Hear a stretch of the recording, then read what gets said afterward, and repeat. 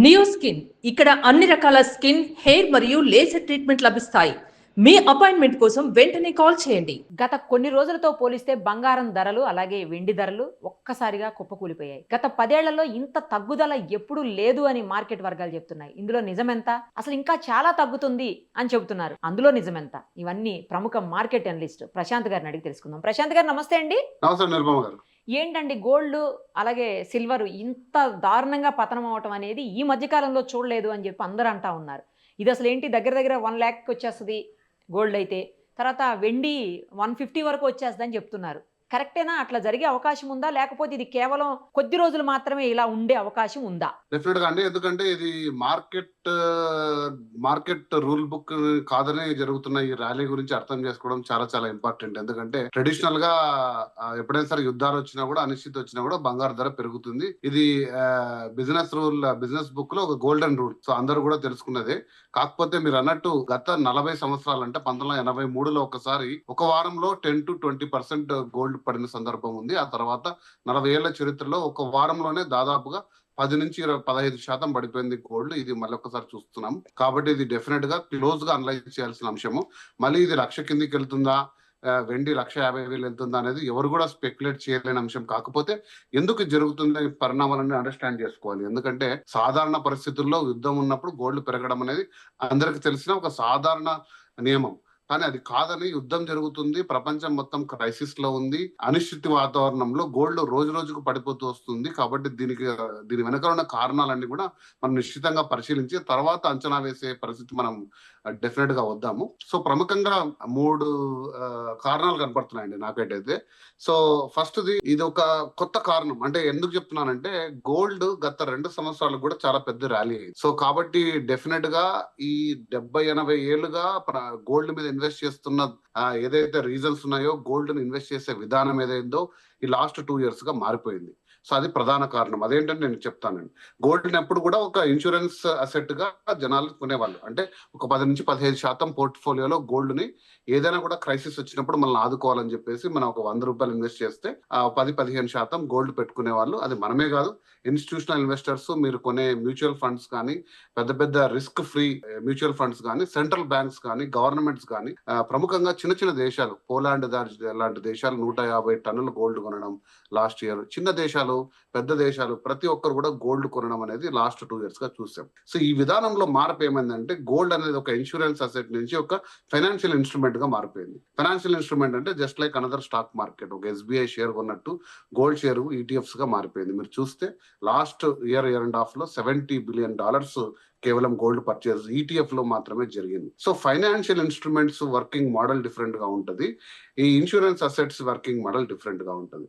So ఇప్పుడు ఏం జరుగుతుంది అని మార్కెట్ ని కొంచెం పరిశీలిస్తే, కొంచెం లోతుగా అధ్యయనం చేస్తే, మార్జిన్ కాల్స్ అంటారండి. ఏంటి మార్జిన్ కాల్స్ అంటే, ఏదైనా సరే మీరు పెద్ద అంటే ఇన్స్టిట్యూషనల్ ఇన్వెస్టర్స్ ఒక 1,00,000 కోట్ల పెట్టి షేర్లు కొనాలనుకున్నప్పుడు కానీ, ఒకవేళ ప్రతిదాన్ని షేర్స్ కొనకుండా లెవరేజ్ అంటారు. లెవరేజ్ అంటే ఏంటంటే, మన దగ్గర ఉన్న అసెట్స్ ని కానీ వాటిని ఒక షూరిటీ ప్రకారంగా లెవరేజ్ పెట్టుకుంటారు. అంటే ఈ పెరిగిన ప్రైస్ ని మాత్రం నాకు ఇవ్వండి, తగ్గితే ఇందులో నుంచి తీసుకోండి అని ఒక లెవరేజ్ లో పెట్టుకుంటారు.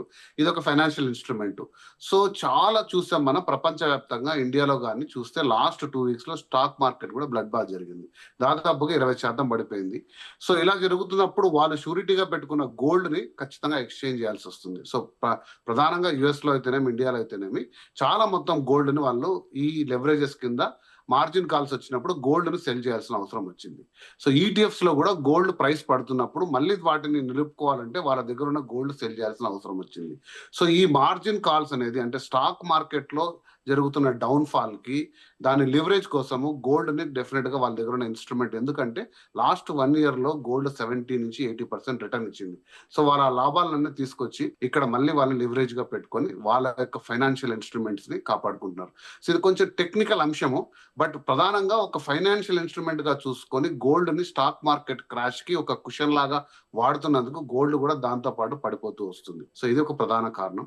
రెండో కారణం మనం ఎప్పుడు కూడా డిస్కస్ చేశాము, యుఎస్ డాలర్ స్ట్రాంగ్ ఉంది, చాలా స్ట్రాంగ్ ఉంది. ఎంత స్ట్రాంగ్ ఉంది అంటే మార్చి 1 కి 10-year యుఎస్ బాండ్ ఈల్డ్ 4% ఉండేది, ఇప్పుడు 4.27% కింది. అంటే యుఎస్ ట్రెజరీ బాండ్స్ లో ఎక్కువ మొత్తంగా ఇన్వెస్ట్ చేస్తారు. ప్రపంచంలో నంబర్ 1 అసెట్ అది, గ్రోత్ అసెట్ లో అంటే సేఫెస్ట్ లో. సో కాబట్టి స్టాక్ మార్కెట్ లో తీసిన డబ్బులన్నీ తీసుకెళ్లి యుఎస్ ట్రెజరీ బాండ్స్ లో ఇప్పుడు హైయెస్ట్ ఇంట్రెస్ట్ రేట్స్ ఉందండి, ఆల్ టైమ్ హై 4.27% ఉంది. కాబట్టి సో అది అంతకంతకు పెరుగుతూ పోతుంది.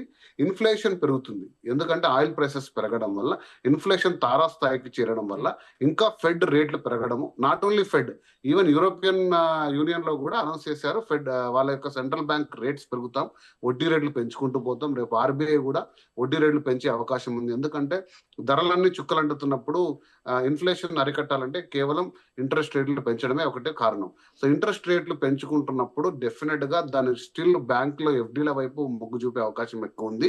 గోల్డ్ లాంటి సాధనాలు 2వ 3వ ప్రయారిటీకి వస్తాయి. So strong dollar with interest రేట్లు, ఈ రెండు కాకుండా చాలా మటుకు డబ్బులు నెక్స్ట్ 1-2 months లో ఎనర్జీ సెక్టర్ వైపు తిరిగే అవకాశం ఉంది. అంటే ప్రపంచవ్యాప్తంగా ఎనర్జీ సెక్టర్ చాలా బలపడనుంది. $72 ఉన్న బ్యారెల్ యుద్ధం మొదలు కాకముందు ఈ రోజు $120. ప్రొడిక్షన్ ఇది 130, 40, 50. ఎందుకంటే ఎటు పోతుందో ఎవరికీ తెలియదు.